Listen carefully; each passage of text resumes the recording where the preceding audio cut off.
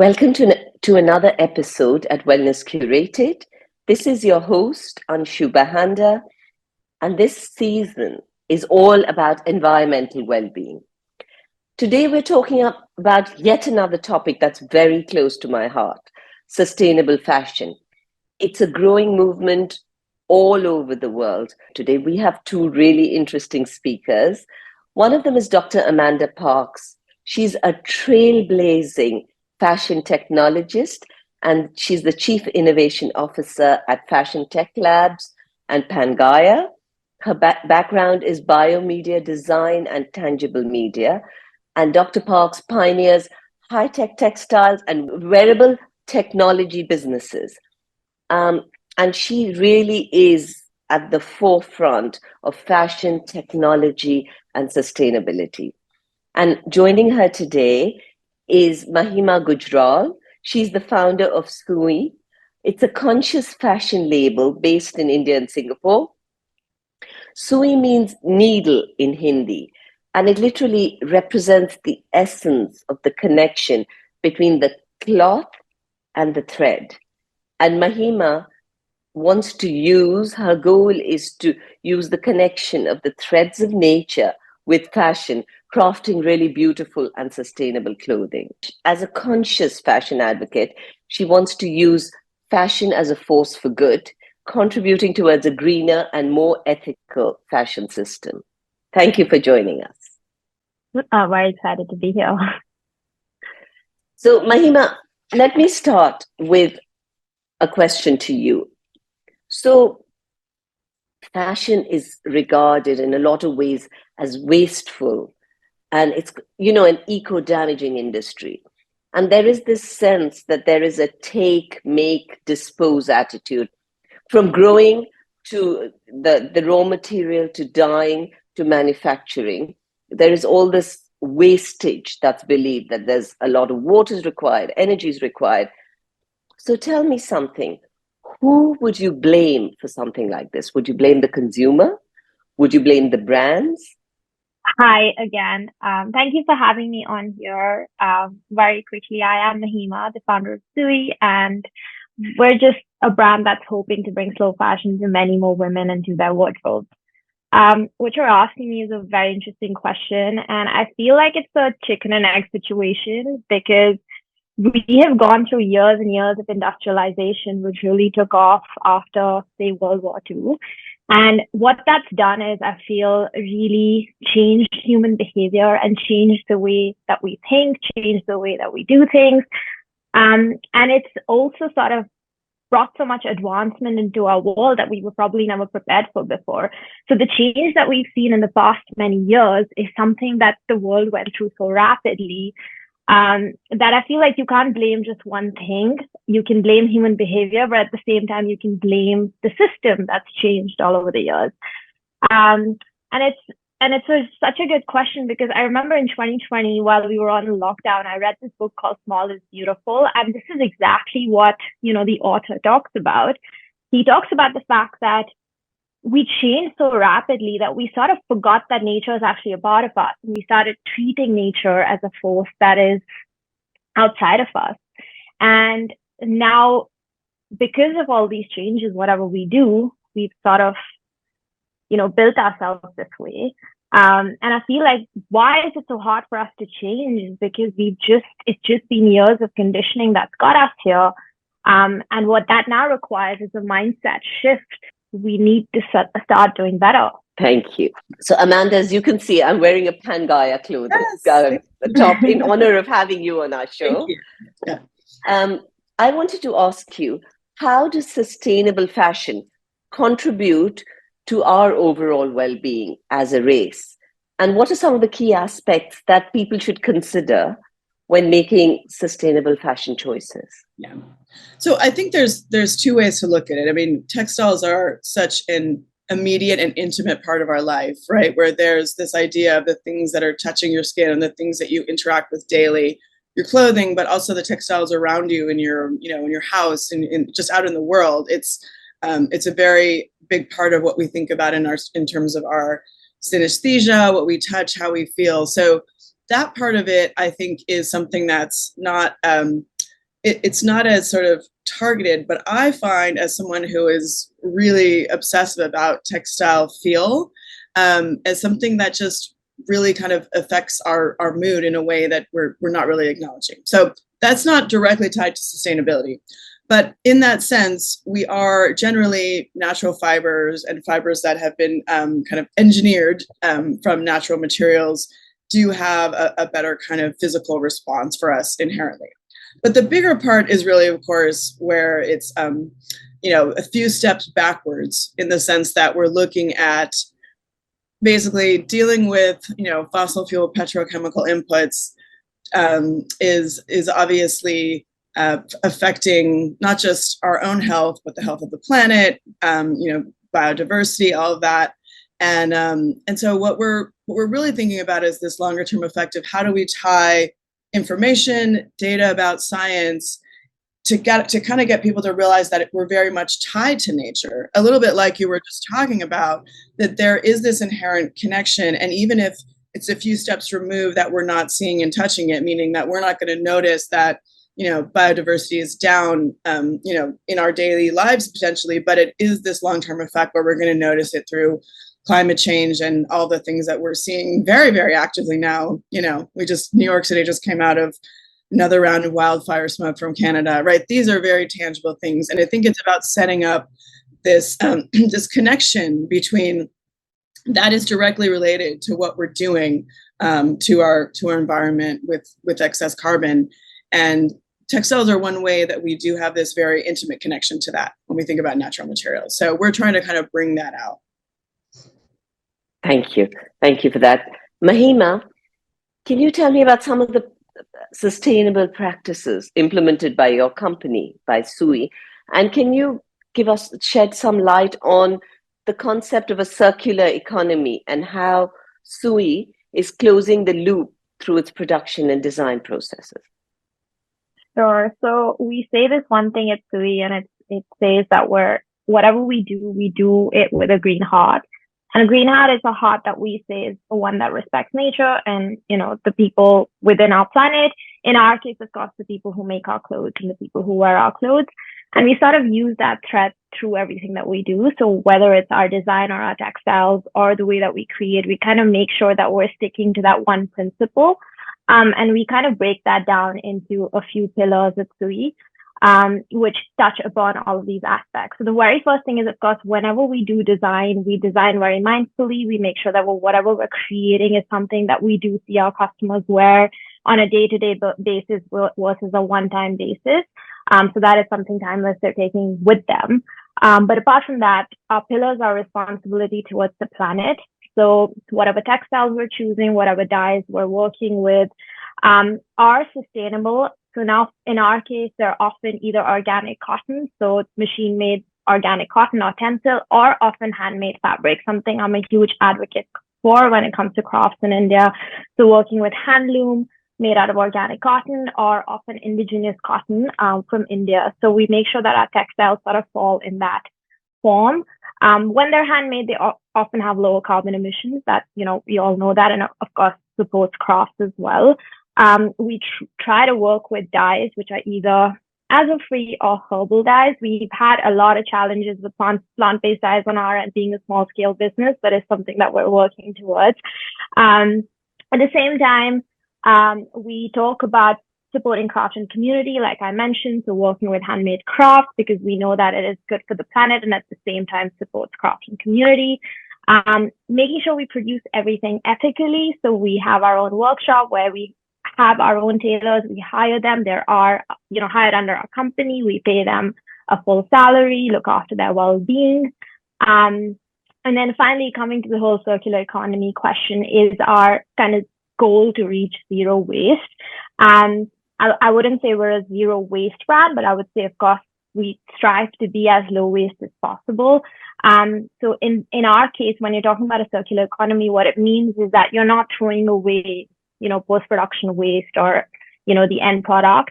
And if you go into a deeper level, you're also thinking about where the clothes that you produce that have gone to your customers end up going. But in our case, what we do is, one, we create everything made to order.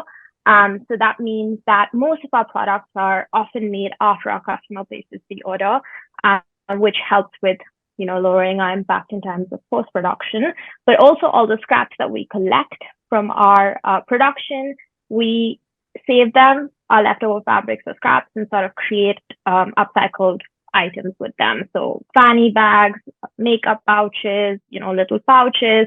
So we just try to see what can we do so that even the scraps that we're collecting sort of get used within the cycle and sort of get a second life. So those are just little things we're experimenting with. And I think finally, the one thing that we do in terms of educating about everything that we do is really just talking about this and sharing this information with our customers. I learned so much from you young people, actually, about the person who first taught me about sustainability was my daughter, who, a decade ago, and she wears clothes till they're ripping to shreds. And I don't know if you see that, Amanda, if you see a lot of young people kind of really driving forward. Yeah, we do. And that's encouraging to us. It's a combination of making secondhand and vintage shopping cool again. Because, I remember in the 90s growing up, we would always go through all the crazy secondhand stores. I grew up in Los Angeles looking for the Levi's from the 70s, some of which I still have, by the way, but now it's kind of come back. And I believe that like teenage girls will be the kind of who will kill fast fashion. And I love that, they need to use their power, right? Because if they're like, you can have a million conversations about economics and this and that, but if the teenage girls don't go in the store, it's going to die. So, yeah. No, so the interesting thing was that my younger daughter, who initially didn't understand sustainability because she was very young, now has grown up seeing her sister. So she's a real clothes person, but she will wear those torn clothes because she's like, Mama, we're hurting the planet. Potentially about the way we design clothing, because with Pangaia, right, there are certain things that you may need to have new, or a few things, right? It's about having less that are better, but also those things that can really wear. And it's about, the feeling that you could wear in your sweatsuit and it feels even better after it's been worn and washed, and it looks better. And that'll like the idea of the perfect pair of worn jeans. So this idea that wear and tear actually makes things kind of more loved is a very beautiful notion for the right kinds of clothing. And then I believe there's the other side of things where, with fashion, it's an art form, it's a form of personal expression. And there's a way to start having, if we want to have something special, a dress for an occasion or something, we can do it in a way that we have different models like rental or shared or, secondhand. And this idea that that fashion is not just about consumerism of having to buy and keep, but it's about sharing an experience. Fashion being an art form makes me think of the Japanese concept of kintsugi. I love, which they've been doing for like centuries, where repairing something with gold actually makes it more valuable than initially. Yeah, such a beautiful. But Amanda, I want to ask you, as a fashion technologist and as a scientist, what are some of the innovative technologies and materials that you're coming across which are making a huge impact on the industry? I mean, it's super exciting because, over my sort of 20-year career, I've been in the thick of it and watching materials appear in labs and not make it into commercial products. This is one of the reasons that we started Pangaia, to get basically technologies that we're seeing across labs and startups into real collections, and have the fashion industry kind of meet the technology industry halfway. So what's exciting is that there's innovation in basically everything. So we're looking at alternatives to cotton, things like, and not that there's anything inherently wrong with cotton, because it's an amazing fiber. We've just over-industrialized it. So we're looking at new regenerative practices for cotton, and we want to keep it in the loop. But then we want to look at like all the other amazing plants in the world and think about what we can do with them. So making textiles from agricultural waste, from say pineapple leaves, banana leaves, bamboo, seaweed, right? These are all great forms of fibers. Himalayan nettle, we've incorporated that into our denim. It's incredibly strong, like even stronger than hemp, which is also an incredible fiber. So as we sort of set up new supply chains across the natural world, what we can do is, it's not about having one plant that is the right for everything. We do what nature does, which is have biodiversity different things are right in different places and for different functionality, and try to combine those in the form, in this in space of leather, right? Looking at all the plant and bio-based alternatives, mycelium, cell-based, right? Bacterial nanocellulose. That's an incredibly exciting space as we kind of move more and more into 100% bio-based content. And there's some ways that it will absolutely, these alternatives will absolutely mimic leather. There's also another exciting space where there's a whole kind of in-between category where it's not leather, it's not plastic, it's, we have this whole other category of, we don't have a name for it yet. It's just exciting, right? That to think about that. And then also across packaging, just the amount that we should just have bioplastic packaging. Like, let's just, we're there, we know how to do it. We have all the materials to do it. And it's just, we need to stop subsidizing petrochemicals and fossil fuels. And so then the price points will start to match. So in every space, we also have our first patented technology was an alternative to animal down, which is 100% bio-based. So it's made of waste wildflowers, cellulosic aerogel, and biopolymer.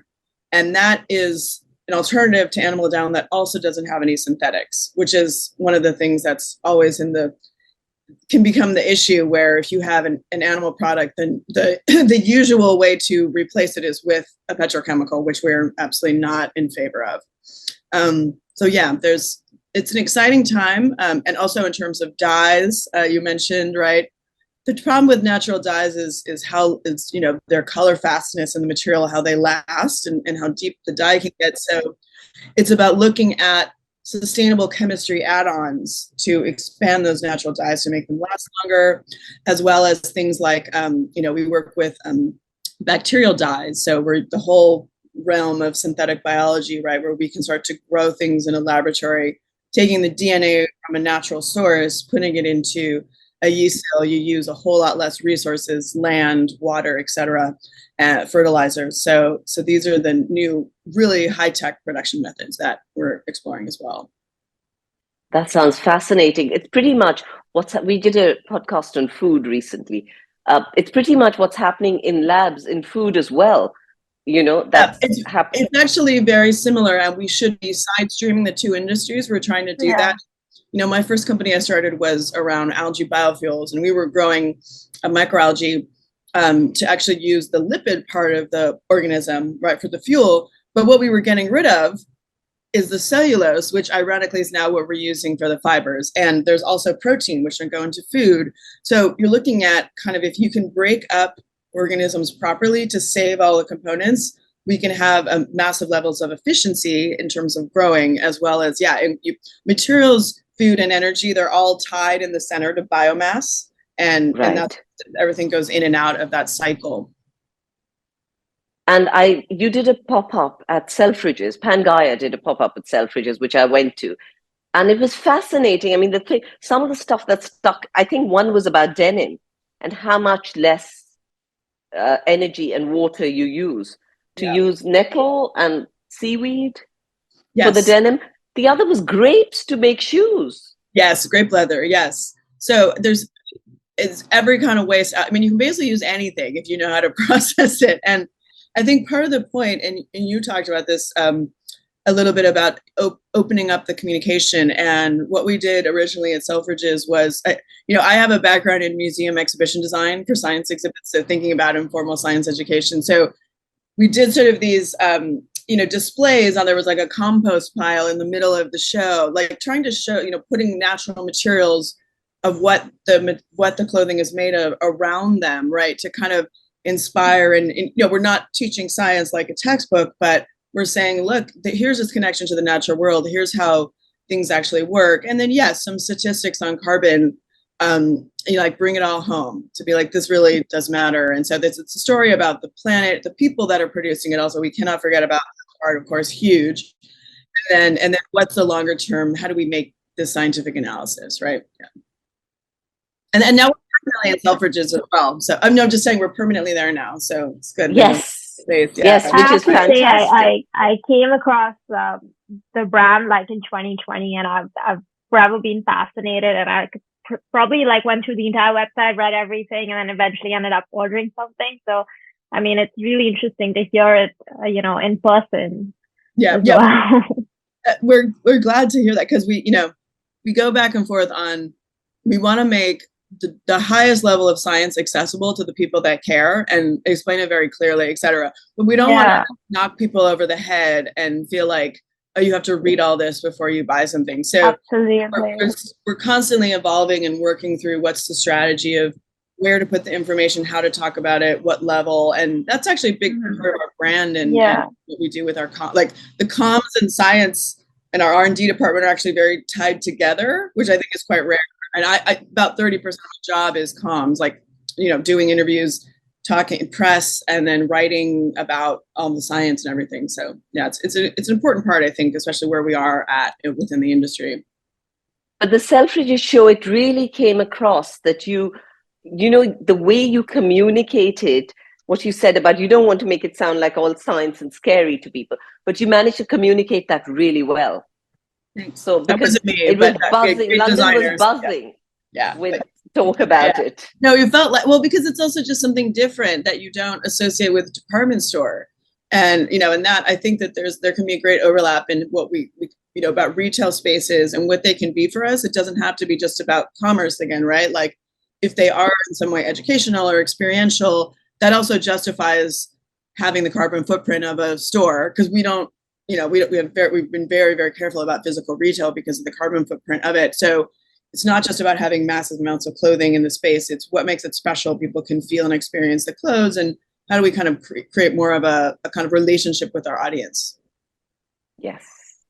So Mahima, tell me about Sui, because what I find, and I'm sure you both find that as well, sometimes sustainable fashion can be fairly expensive. So how do you kind of make it more desirable and affordable for people?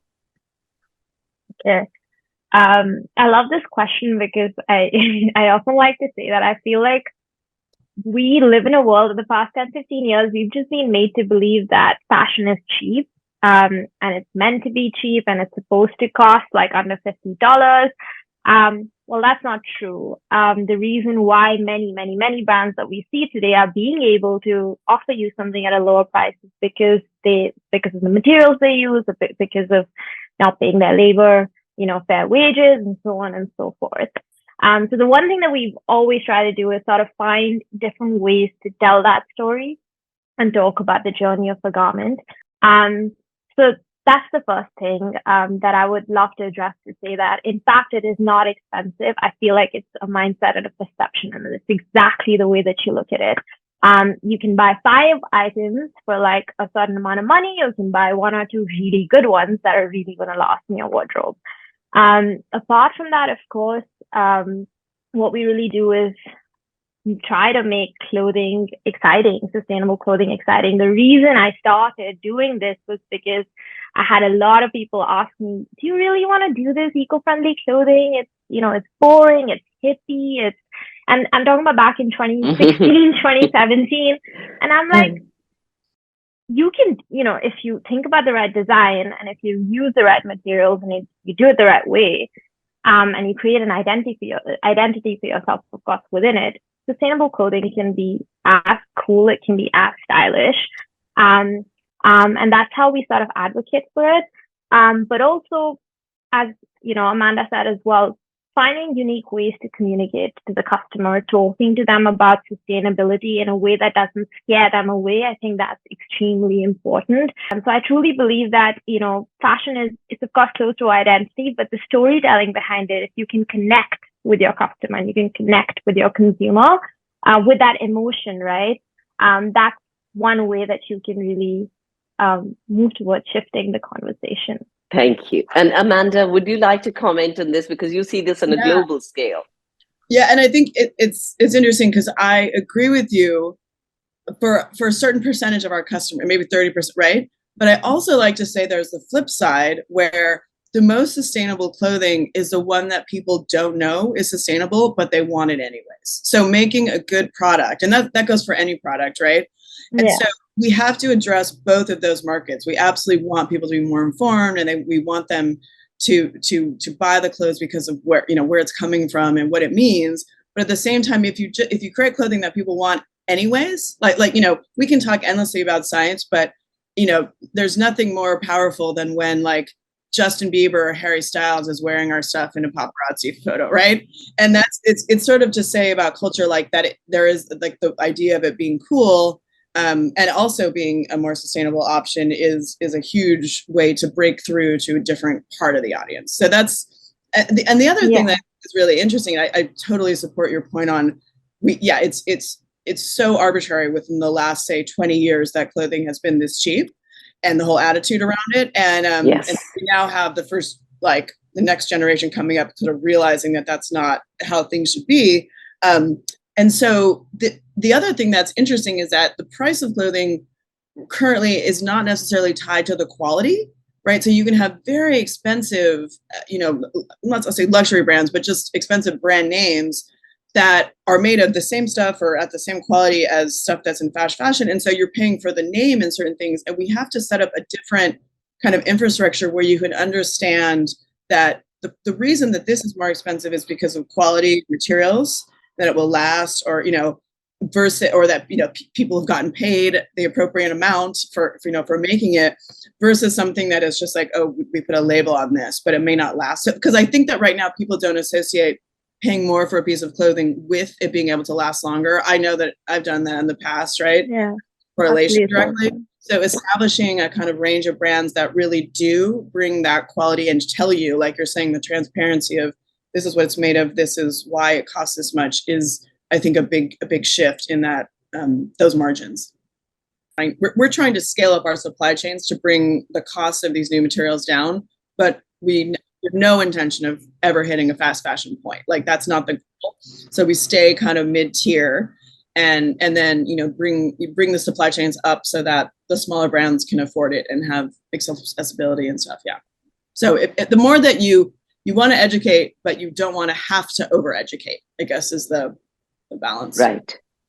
So, I mean, while you were talking, my brain went back to this at the Venice Biennale one time when they showed the waste from some of these fast fashion brands and how they had polluted the coastline of their particular country.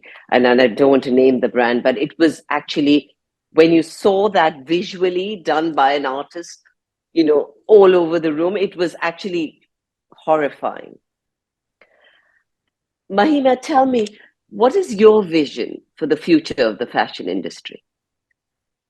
I think for me, it is definitely an industry where we're not having to use the term sustainable fashion. We've just sort of made it a norm. We're just in an industry where all of us together, no matter what the size of the scale of the brand, is sort of following the right processes and doing right by, people in nature. I feel like that is the way that I look at it.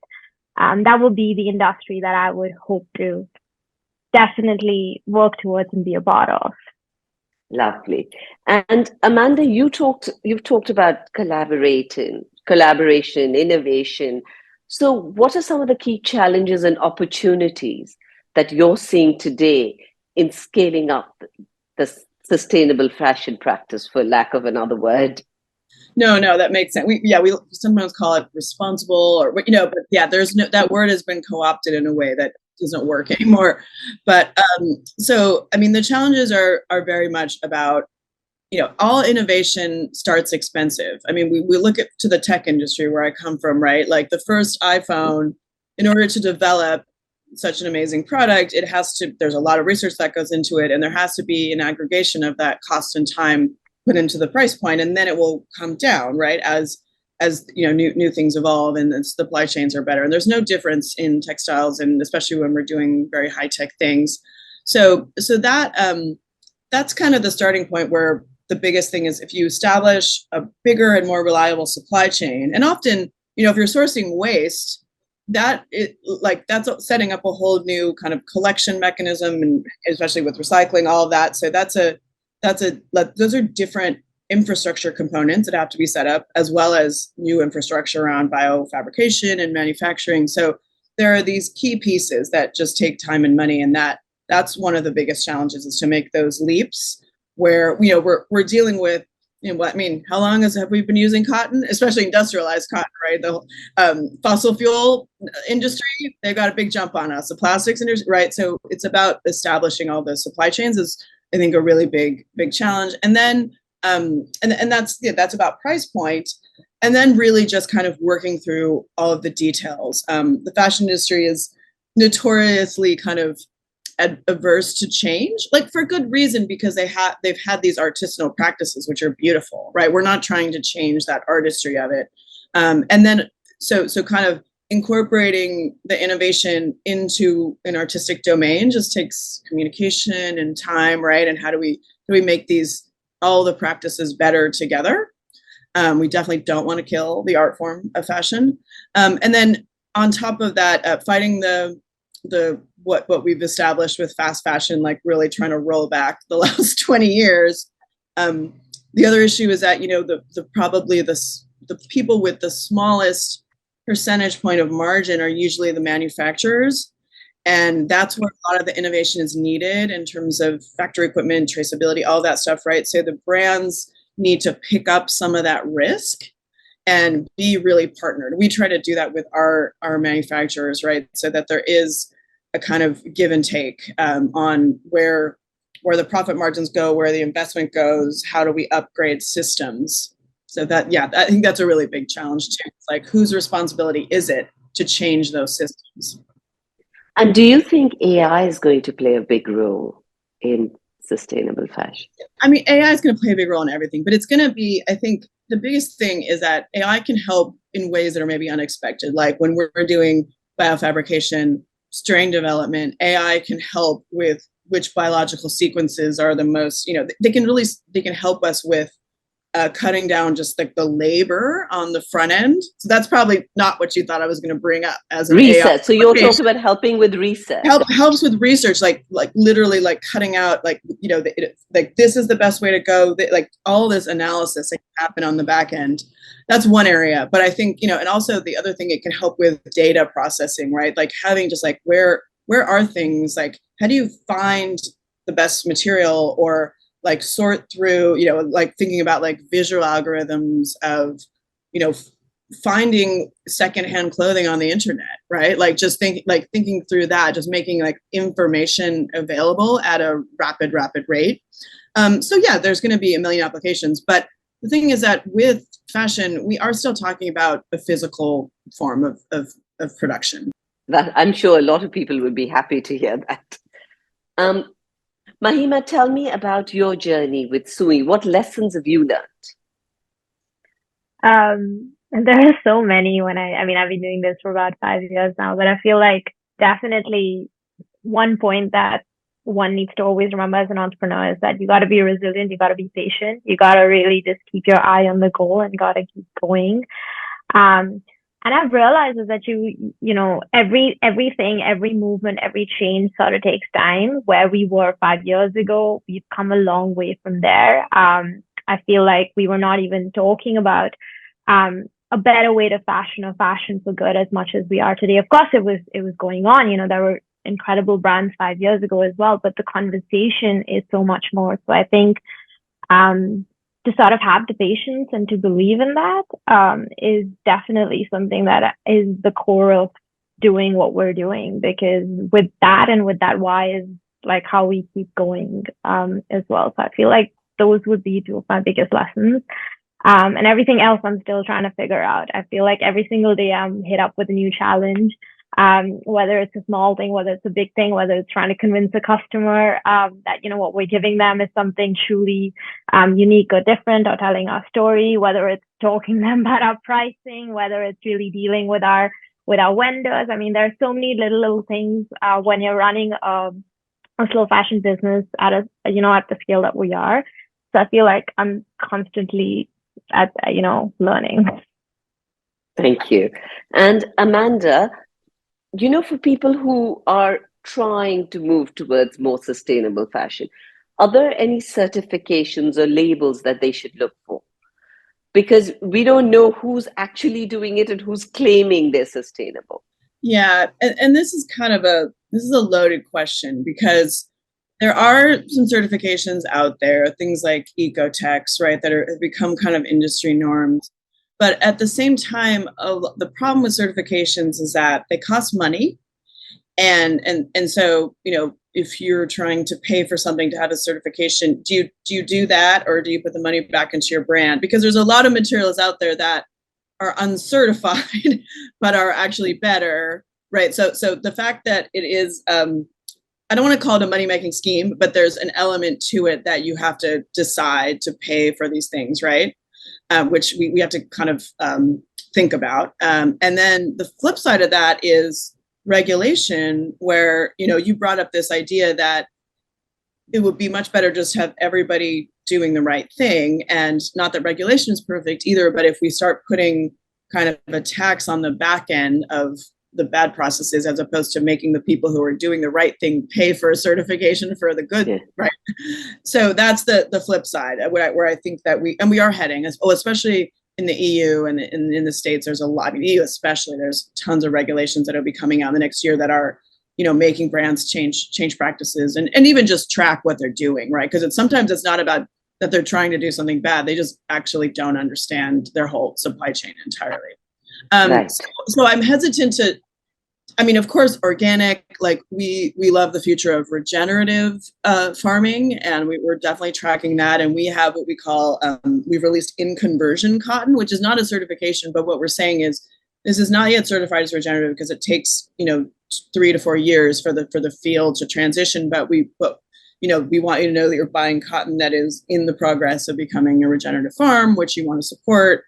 And so, we're really interested in like the story, because I also think there's ways to get around regulations, and especially with like, certification around carbon, like it's a bit murky still. And so I'm not, like, we try to be above and beyond the certifications. Of course, there's ones that we absolutely want, but I think that the more detailed transparency, doing a life cycle assessment and making things open is, I would consider, a better practice than any single stamp you put on any garment. Yeah, I have to agree. Yeah, as a small business, I definitely have to agree, because even something like a fair trade certification, if you were to sort of get it on, it automatically affects your pricing, and your price goes higher, and that kind of just puts you in a fix. So yeah. I completely agree that you'd rather be transparent, and you'd rather sort of work with ways to talk about what you're doing. Like, for example, we work with a cotton called Kala cotton, which is an indigenous cotton from Kutch in India. And it's actually sustainable by nature, completely, rain-fed, no pesticides. It's not certified. It's something that they've been doing for years. There's a whole community around it. They were doing it. It stopped. The community called Community sort of lifted it back up. There's no certification around it. But it is something that's so good for the planet, and also it's an incredible textile at the same time. So, things like these exist without certifications. And also the certifications haven't necessarily even caught up to the practices, and especially exactly. We did a project where so we worked with a company called Airink, which is actually in India, and it's founded by a friend of mine from MIT who was Indian and moved back, and he collects pollution, like literally soot from factories, and cleans it, characterizes it, and turns it into an ink and a dye, right? So wow, it's very pure carbon. Like, what's better than like charcoal, basically, for a pure black? Yeah.